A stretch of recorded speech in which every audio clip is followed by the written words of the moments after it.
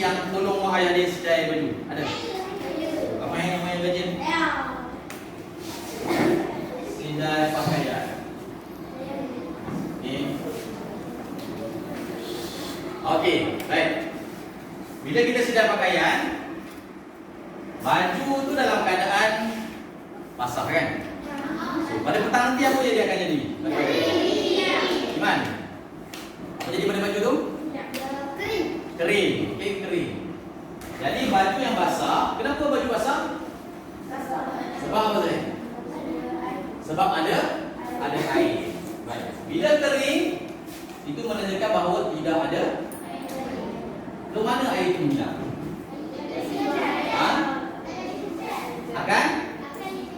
Akan disejat. Tersejat. Dia tersejat Jadi buat air. Okey, jadi apa yang berlaku pada air itu yang akan kita lihat pada hari ini. Maksudnya air itu boleh apa?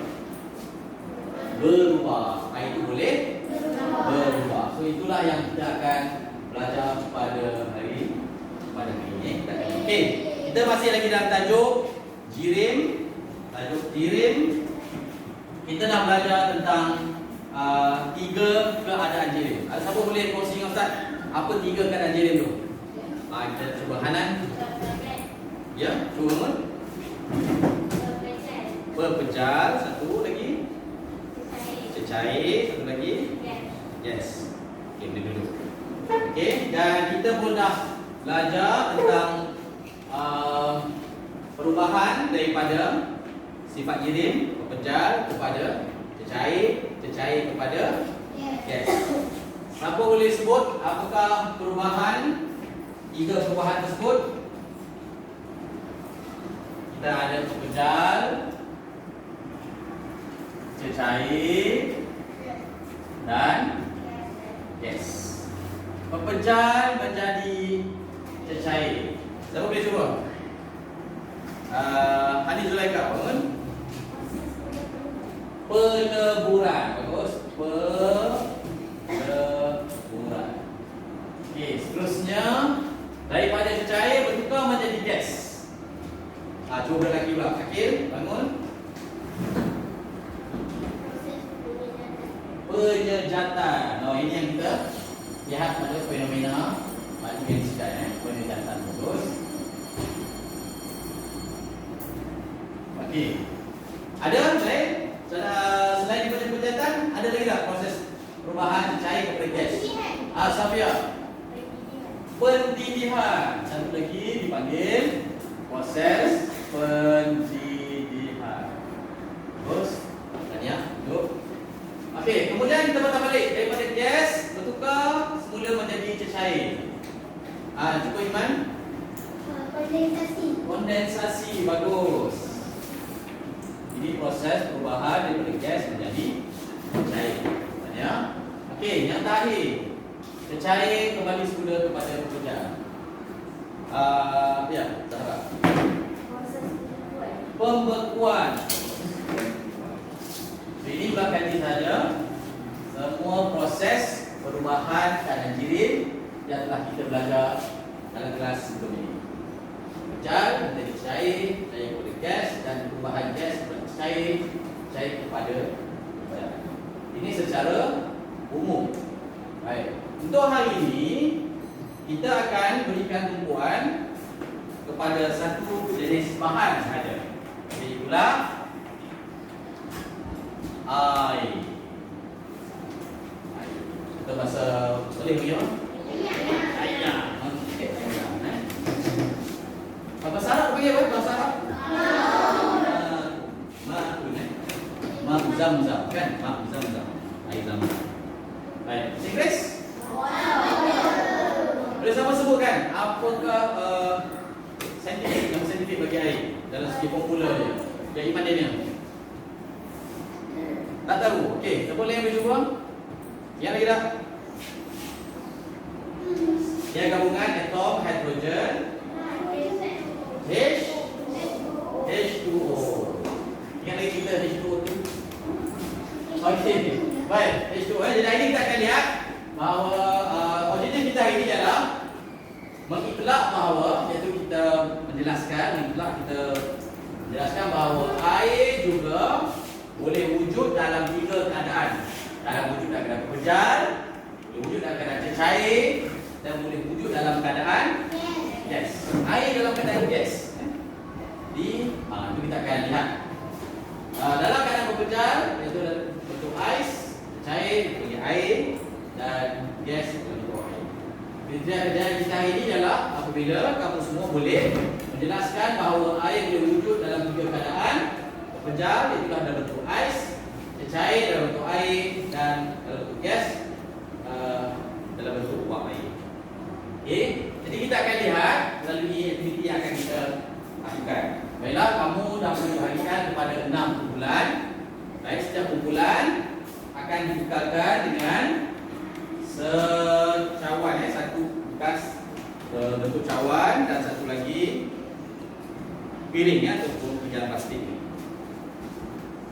Okey, saya start agihkan dulu cawan dan juga. Okey, boleh kumpulan yang belakang ke depan seorang. Ambil ni. Pakai kumpulan Adi Zulaikha.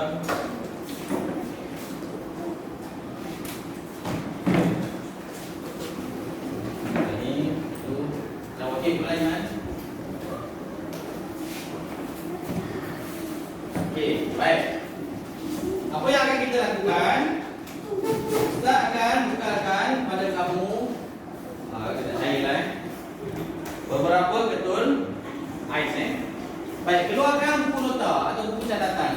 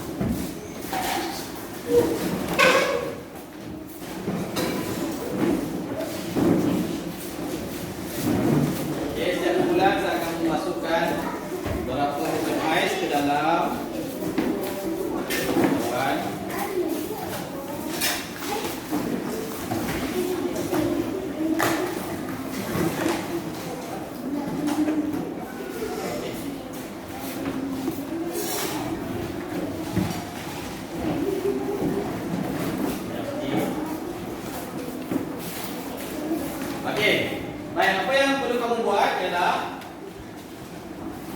pertama, cuba lihat apa yang ada di dalam cawan. Apa yang ada di dalam cawan ialah ais. Okey. Ais itu asalnya ialah apa? Cair, itu air yang very good. Air yang dibekukan. Dalam cawan kita ada air, ais yang dibekukan. Okey, baik. Cuba catatkan apakah pemerhatian yang boleh kamu lihat. Lihat pada permukaan cawan. Okey. Asalnya cawan ini asalnya kering. Nanti lihat apakah perubahan yang ada yang berlaku di permukaan gelas itu. Okey. Baik, sementara menunggu, sebab kita buka masa sedikit untuk lihat perubahan yang berlaku pada cawan ini setelah kita masukkan beberapa ketul ais ke dalamnya. Okey. Perhatikan juga apakah yang berlaku kepada ketulan ais ini. Selain daripada kamu perhatikan apa yang berlaku di permukaan luar ini, perhatikan juga apa yang berlaku pada ais yang berada di dalam cawan. Okey. Okey. Apa yang nak catatkan? Pertama, catatkan apakah sifat ais. Tulis sifat ais. Sifat ais. Okey. Pertama, dari segi jisimnya. Adakah ais mempunyai jisim? Adakah ais mempunyai sifat U yang tetap? Okey, dengan menganggap bahawa ais itu tidak berubah. Okey, kerana ais dia berubah sebabkan suhu. Tapi kalau tidak ada suhu dikekal, apa yang berlaku pada isi padunya? Adakah dia berubah? Kemudian dari segi bentuknya, adakah dia tetap? Okey.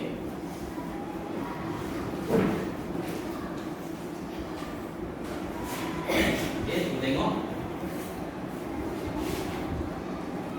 Okey, saya rasa dah mungkin dah ada kita boleh tengok ada beberapa perubahan yang dah ada pada permukaan cawan. Okey, ini adalah pemerhatian kepada proses sains yang kita lakukan di belah bunga kaki.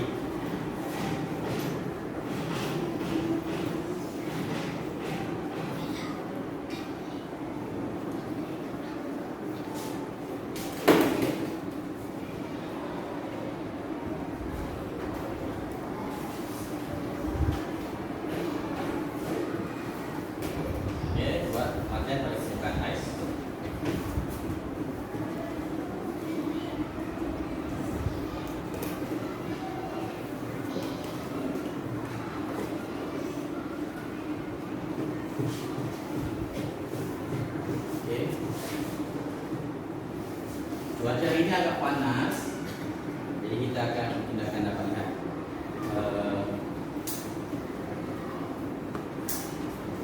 perubahan.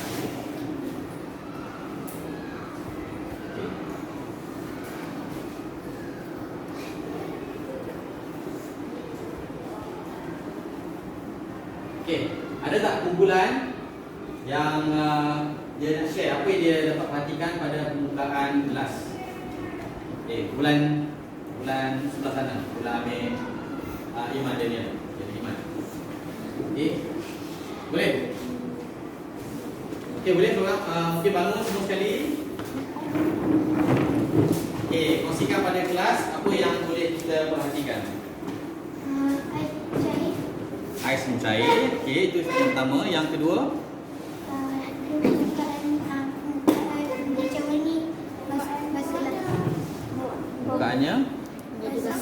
permukaannya basah. Ada, kita boleh lihat ada titisan air. Ada titisan air yang terbentuk. Bulan lain semua sama. Ada perhatian lain? Terima kasih bulan jadi Iman. Apa yang dapat perhatikan ialah kita perhatikan ada titisan air yang terbentuk di permukaan gelas. Baik. Ada siapa yang boleh menjelaskan apa yang berlaku? Adakah air itu bocor daripada cawan keluar ke permukaan? Tak. Cuba Syifa bangun dan jelaskan apa yang berlaku.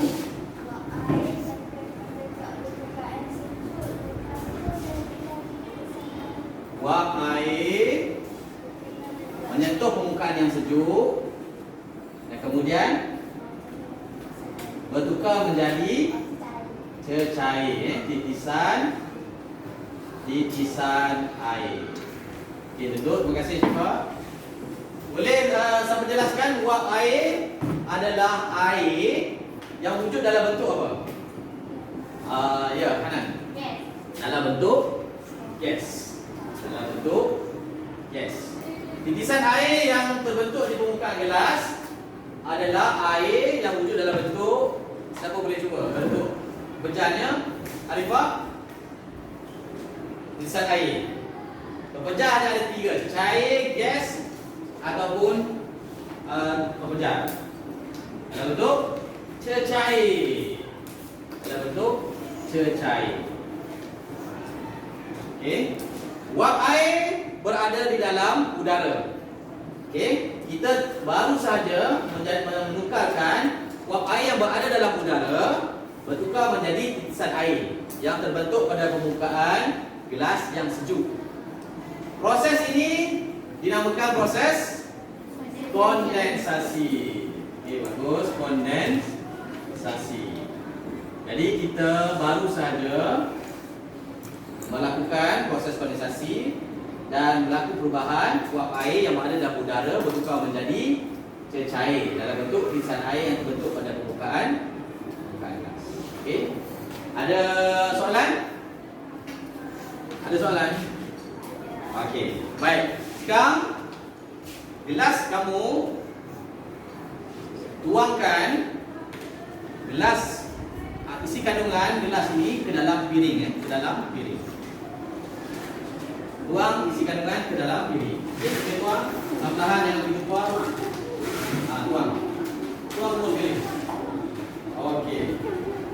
Sebelum tu ada siapa yang boleh kongsikan apakah sifat ais? Ulang kaji sikit. Ciri-ciri ais. Ais adalah air yang wujud dalam keadaan pepejal. Siapa boleh kongsikan apakah sifat-sifat pepejal ataupun sifat-sifat ais yang kita sama-sama buat pengertian pada hari ini? Ya, ini Iman. Jawab soalan ini. Okey, dengan ais mempunyai bentuk yang tetap. Dari segi isi padunya tidak tetap. Kenapa kamu kata tidak tetap? Kerana dia berubah menjadi air kan? Okey.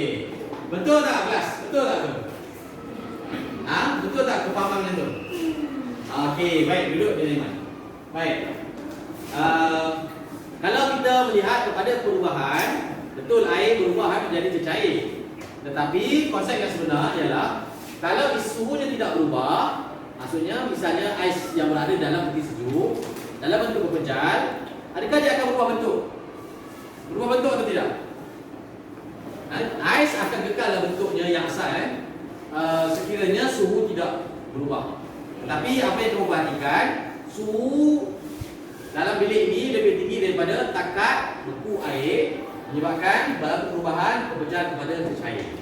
Pepejal asalnya adalah dalam bentuk yang tetap. Apa yang kamu saksikan adalah berlaku perubahan menyebabkan air bertukar menjadi cecair. Walau bagaimanapun, dari segi isi padu, adakah berubah? Tidak berubah. Air adalah air yang sama, bertukar daripada hanya berlaku perubahan jirim saja daripada bentuk keadaan jirim cecair dan pepejal menjadi cecair. Okey, jadi dia juga ada jisim. Baik. Baik, pengertian yang kedua, cuba kita lihat pada ais yang telah dituang dalam piring. Asal tadi ais itu adalah dalam bentuk pepejal. Apa yang berlaku dia apa yang dapat dilihat? Dia telah menjadi bertukar menjadi air. Sebahagiannya telah bertukar menjadi air. Jadi ais bertukar menjadi air. Jadi ais juga asalnya adalah air yang sebenarnya air yang telah dibekukan. Bagus, dibekukan. Jadi asal ais adalah air yang telah dibekukan. Kalau tadi tirisan air ini datang daripada wap air di udara. Okey, bila tirisan air ini dibekukan, maka dia akan bertukar menjadi ais muda. Jadi ini adalah proses perubahan pepejal. Dan dapat kita lihat juga bahawa air boleh wujud dalam 3 keadaan. Okey. Yang pertama kita lihat air boleh wujud dalam keadaan yang pertama adalah keadaan apa? Pepejal dikenal sebagai ais. Kemudian dia boleh bertukar mencair menjadi cecair, dia dipanggil apa? Air. Dan sebenarnya baju yang disediakan tadi, baju yang awal tadi, dalam sesi awal tadi saya sebutkan, air yang ada pada baju disidai bertukar menjadi wap air dalam proses penyejatan. Jadi air juga boleh bertukar menjadi wap air dalam proses penyejatan, atau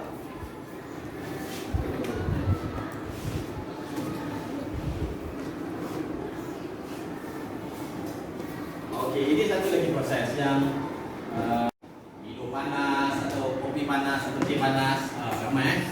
Ada universiti sejuk ke baby? Minum sejuk. Okey. Tak apalah. Baik. Baik, untuk bantu air kopi atau minum air panas, tentulah ibu dan ayah kamu memanaskan air terlebih dahulu. Jadi proses pemanasan.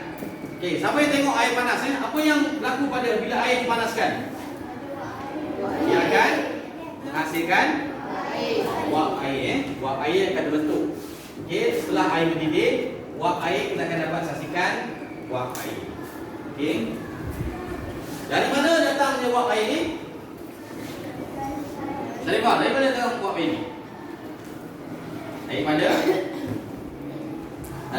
air bukan daripada udara Jadi wap air yang datang daripada air dalam gelas ini akibat pendidihan maka dia telah bertukar menjadi wap air. Asalnya air dipanaskan bertukar menjadi wap air. Okey, kalau tadi wap air di udara bertukar menjadi tetesan air, sekarang air dia bercawan berubah menjadi wap air dan menambahkan bilangan wap air dalam udara. Sebab itulah kalau musim sejuk, di rumah kalau kita belajar luar negara bilik tu dia akan dipasang dengan heater. Bila pasang heater apa jadi? Udara akan jadi apa? Pasang heater udara jadi apa? Panas ke sejuk? Udara akan jadi panas. Bila udara panas, udara akan menjadi kering. Kerana udara panas menyebabkan wap-wap air juga naik ke atas kerana dia menjadi panas, dia kurang tempat dan naik ke atas. Menyebabkan bilik itu menjadi kering. Bilik jadi kering menyebabkan kita tidak selesa. Oleh sebab itulah kamu akan lihat orang Jepun dia ada mesin pemanas. Di atas mesin pemanas dia akan letakkan satu ceret diisikan dengan air. Tujuannya ialah supaya udara sentiasa lembap supaya tidak terlalu kering Kerana wap air juga diperlukan dalam udara. Okey, kerana terlalu kering juga tak bagus untuk kesihatan. Jadi dipastikan bilik itu sentiasa ada wap air dengan meletakkan ceret. Dan air itu tak dipanaskan, cuma air itu bila terlalu kering dia akan tersejat untuk memenuhi udara supaya udara tidak terlalu kering. Okey. Jadi kita telah melihat. Okey, siapa boleh bantu Ustaz untuk buat kesimpulan? Abang Wafi boleh bantu Ustaz buat kesimpulan? Okey, boleh bangun? Okey. Hari ini apa yang telah kita dapatkan? Pertama, kita mengetahui bahawa adakah air boleh wujud dalam keadaan ketiga-tiga jenis jirim? Ya, boleh sebutkan apakah bentuk-bentuk jirimnya?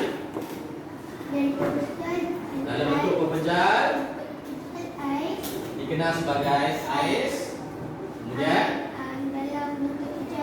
dalam bentuk cecair, dikenal sebagai air. Dalam bentuk gas, dikenal sebagai wap air. Jadi ini adalah perubahan tiga keadaan air yang boleh wujud. Dia boleh wujud dalam bentuk ais, dalam bentuk pepejal, iaitu kita namakan sebagai ais. Boleh wujud dalam bentuk cecair yang kita kenal sebagai air. Boleh wujud dalam bentuk wap air, dalam bentuk gas. Okey, ini dapat kita lihat dengan jelas. Pepejal, cecair dapat kita lihat. Wap air oleh kerana dia wujud dalam udara, kita tak dapat melihat. Tapi adakah air atau wap air ada dalam udara? Ada. Melalui eksperimen yang kita buat tadi, kita telah baru saja menukarkan wap air di udara menjadi tetesan air. Okey, terima kasih Iman. Okey, baik. Jadi inilah kesimpulan kita hari ini, bahawa air boleh wujud dalam tiga bentuk. Okey, boleh sama-sama kita sebutkan. Dalam bentuk pepejal, air wujud dalam bentuk ais. Dalam bentuk cecair, air wujud dalam bentuk air. Dan dalam bentuk gas, air wujud dalam bentuk wap air. Dan sebagaimana perubahan maka air juga boleh bertukar menjadi dalam bentuk ais juga bertukar menjadi air apabila dia meleburan. Okey, apabila dia melepasi takat, dipanggil takat apa? Takat bekunya. Berapa siapa boleh kongsikan berapa takat beku air?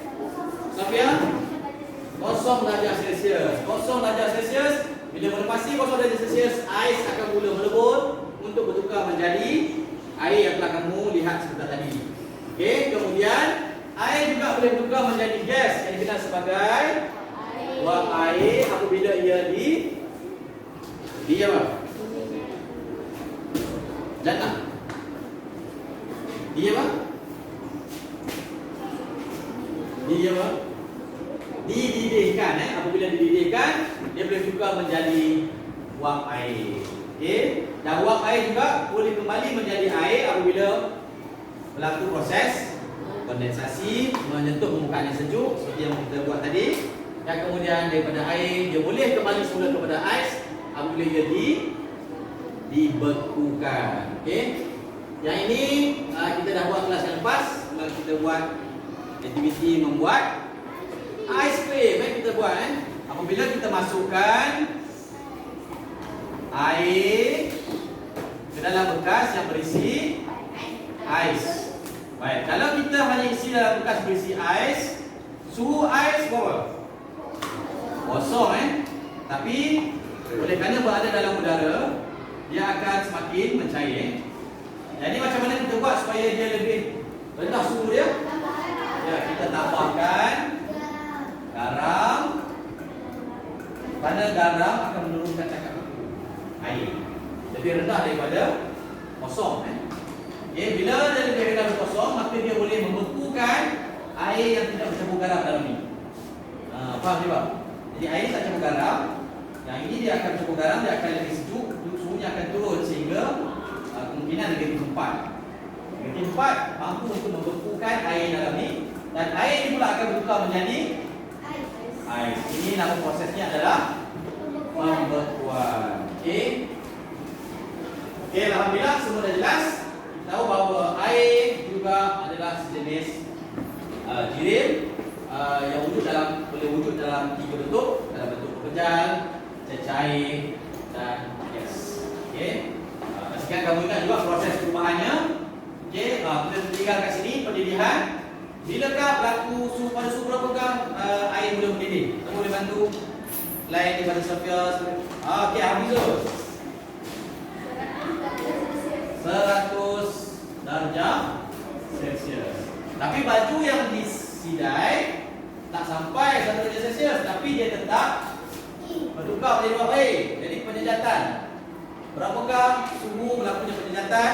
Maknanya berlaku pada sebarang suhu. Jadi baju yang disidai walaupun cuaca agak lembab, mungkin dia tak kering hari ini, tapi esok dia tetap akan kering kerana penyejatan berlaku secara perlahan-lahan. Okey, jadi insya-Allah selepas ini kita akan lihat pula kitaran air. Macam mana penyejatan berlaku di lautan, air laut sejak menjadi apa? Awan. Ini kita akan belajar kelas akan datang.